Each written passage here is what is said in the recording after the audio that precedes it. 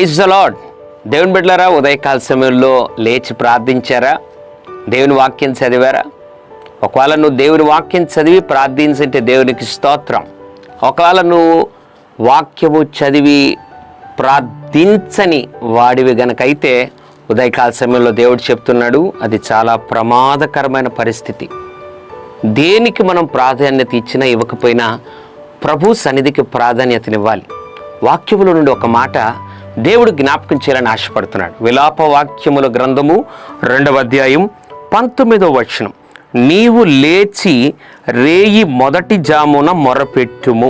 ఎంత అద్భుతమైన మాట! రేయి మొదటి జామున మొరపెట్టు. ఎంత వీలైతే అంత పెందలకడ ప్రభు సన్నిధిలో మనం మొరపెట్టగలిగితే మన విజయ రహస్యం అక్కడే ఉందని దేవుడు జ్ఞాపకం చేస్తున్నాడు. ఉదయకాల సమయంలో దేవుడు జ్ఞాపకం చేస్తున్న మాట, రేయి మొదటి జామున లేచి మొరపెట్టు.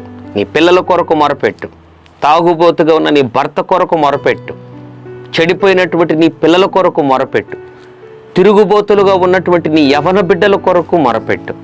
రేయి మొదటి జామున లేచి మొరపెట్టే అనుభవం మాకు దయచేయి ప్రభు అని ప్రార్థించగలిగితే, ఒకవేళ శరీర బలహీనతలను బట్టి ఒకవేళ ఇది వరకు మనము లేయని వారమైనా దేవుడు ఆ బలమునిచ్చి రేయి మొదటి జామున మొరపెట్టే కృపను దయచేసి తద్వారా ఘన విజయములు నీ కుటుంబములో, నీ బిడ్డల జీవితంలో, వ్యాపారంలో, పరిచర్యలో ఆయన దయచేస్తాడు.